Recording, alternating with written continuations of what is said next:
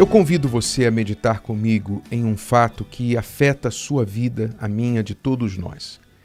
Eu quero falar com você sobre a falsa individualidade, a falsa independência que hoje é promovida no mundo de todas as formas.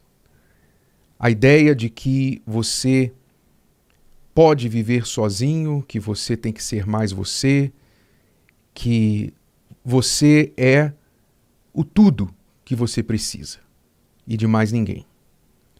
Ora, vamos entender isso. Você, obviamente, ouve isso de várias formas na sociedade hoje, na cultura de forma geral, desde as músicas, aos filmes, às novelas e tudo mais.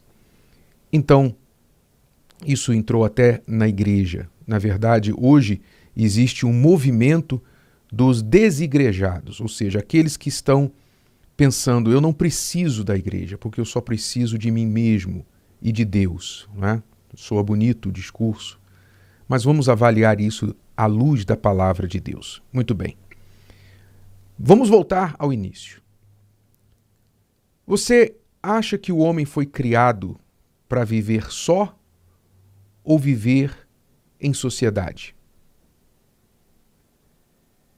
Quando Deus criou o homem, o ser humano, qual foi o projeto de Deus? Desde lá no início, o próprio Deus, quando criou o homem, viu que não era bom que ele vivesse só. E logo criou a mulher e determinou a lei da multiplicação. Ali instituiu a família, o casamento, a família, onde de um surgiriam muitos, e assim eles encheriam toda a terra. Naturalmente, seguindo a ordem que Deus havia determinado, todos eles seriam como filhos de Deus, reconhecendo o seu pai, a sua origem, que é Deus. Mas entrou o pecado e você sabe o que aconteceu, você sabe o resto da história. Então, mas desde o início, Deus já determinou que não é bom viver sozinho. Nós entendemos isso, que ninguém é totalmente individual, ninguém é totalmente independente de ninguém, a ponto de que nem Deus se faz independente. Veja que na pessoa de Deus nós temos a Santíssima Trindade, ou seja, Deus se faz dependente das pessoas da Trindade, o Filho e do Espírito Santo. Nós temos o Pai, o Filho e o Espírito Santo. É o mistério da Santíssima Trindade que nós não vamos abordar aqui hoje, mas basta entender que Deus poderia ser apenas uma pessoa, mas ele se apresenta como Pai, como Filho e como Espírito Santo. E cada um no seu devido papel. Os três em um e um em três. Então nem Deus se faz totalmente independente ou individual. Ele faz questão de se manifestar como Pai, como Filho, como Espírito Santo. Ou seja, como uma família. Quando ele prometeu lá a Abraão que ele seria pai de grandes nações e que através dele seriam benditas todas as famílias da terra, veja que a bênção não era individual. A bênção era para nações, a bênção era para famílias, começando com as famílias. Então, Deus sempre falou da vida humana em sociedade. Por quê? Ora, de certa forma, para o ego, é muito fácil viver sozinho, é muito conveniente viver sozinho. Muitas vezes nós sentimos, especialmente em momentos que nós somos decepcionados pelas pessoas, quando nós olhamos a humanidade, nós olhamos às vezes situações muito próximas a nós, na própria família, entre os amigos, etc. Situações que nos decepcionam e nos machucam muito. A nossa vontade é se isolar, não tenha dúvida. Eu não quero chegar perto de ninguém, não quero ver ninguém, não quero falar com ninguém, não quero saber de ninguém. Mas esse sentimento não é um sentimento saudável? É um sentimento reflexo de uma dor. Então não pode ser bom porque é reflexo de uma dor. Por que nós sentimos isso? Eu quero ficar longe de todo mundo. Porque nós estamos machucados, decepcionados. Então não é uma coisa saudável, boa. É um reflexo de que algo está errado. Não é? Então, para o ego, isso pode fazer bem no sentido de pensar, eu não preciso de ninguém, não quero ver ninguém, não quero gastar tempo com ninguém, para o ego. Mas na prática, quem é que vive sozinho? Quem neste mundo pode dizer, eu sou autossuficiente? Quem? Alguém? Você vive sem o lixeiro que coleta o seu lixo todos os dias? Você vive sem o padeiro, sem o eletricista, sem a pessoa que limpa a casa, sem o agricultor que planta lá e traz o alimento para o supermercado que você compra? Alguém vive sem alguém? Ninguém. Ninguém é independente. Então, esse pensamento de que eu sou sozinho e tal, você é só e tal, esse pensamento é um pensamento diabólico, é um pensamento que visa a maior separação de todas, que é a separação eterna, a separação de Deus, a separação do Pai, do Filho e do Espírito Santo. Se você insiste em viver separado, o que é que você vai alcançar? Você vai alcançar a separação eterna de Deus.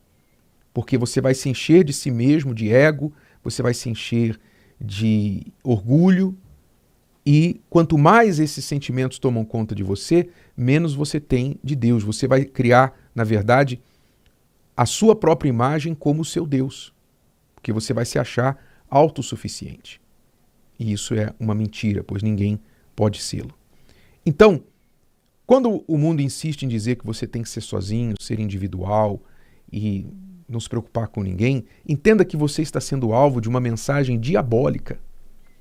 Deus, ao contrário, ele nos chama a quê? Deus nos chama a amar o próximo. Não é isso? Como é que você pode amar o próximo? Já fala, a palavra já fala, próximo. Amar o longe é fácil, né? O difícil é amar o próximo, né? Amar o longe, amar o distante é fácil. Agora, amar o próximo, isso aí depende de um esforço. Mas Deus nos chama a isso, segundo o grande mandamento.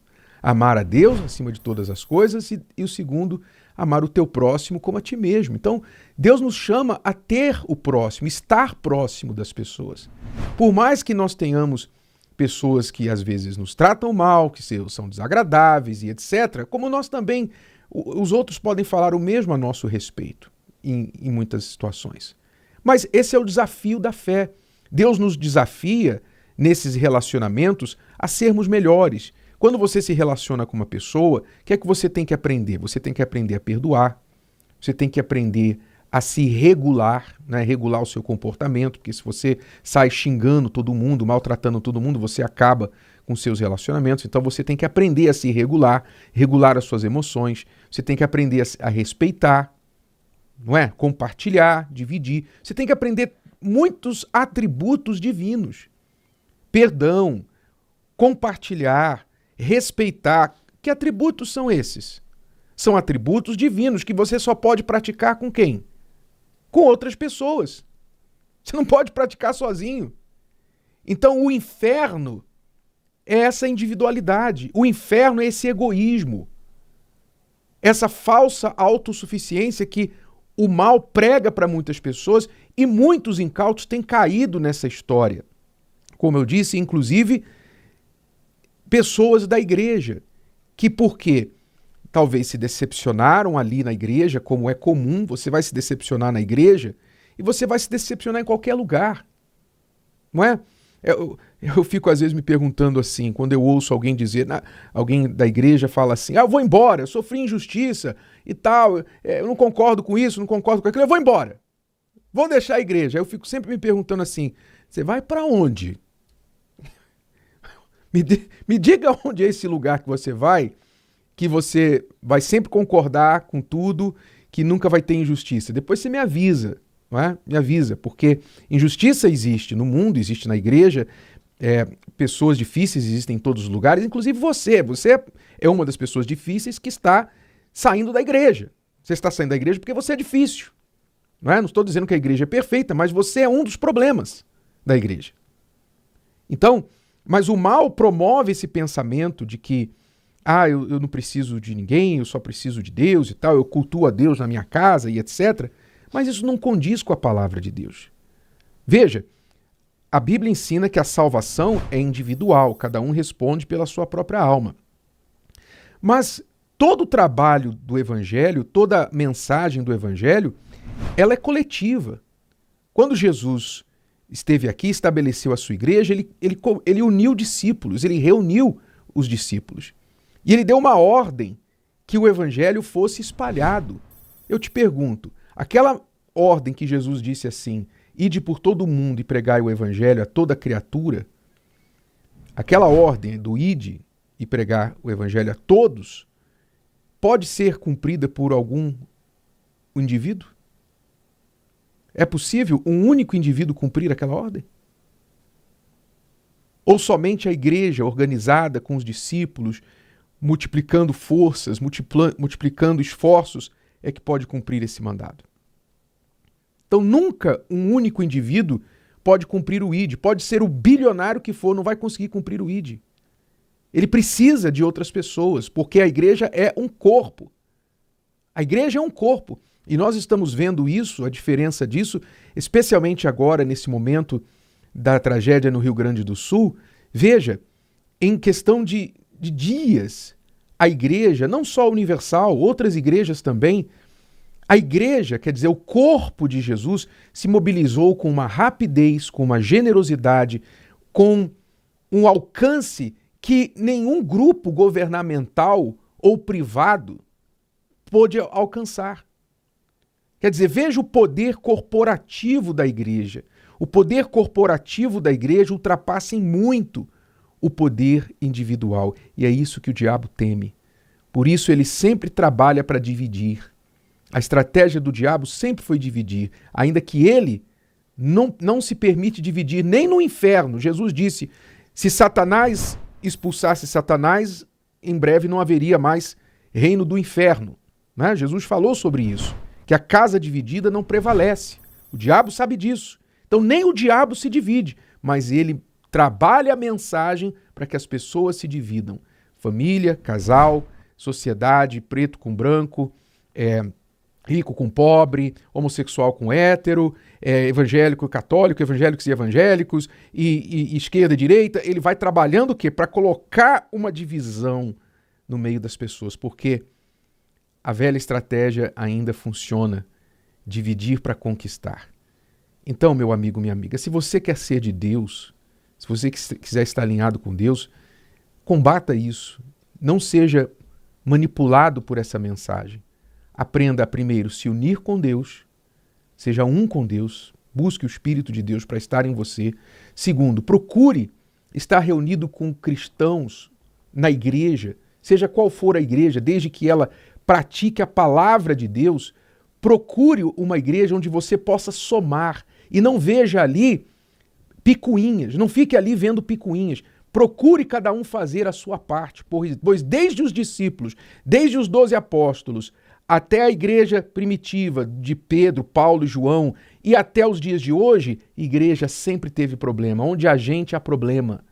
Então não procure o perfeito, porque você não vai achar, mas procure você agir de forma correta e temente a Deus. Faça a sua parte.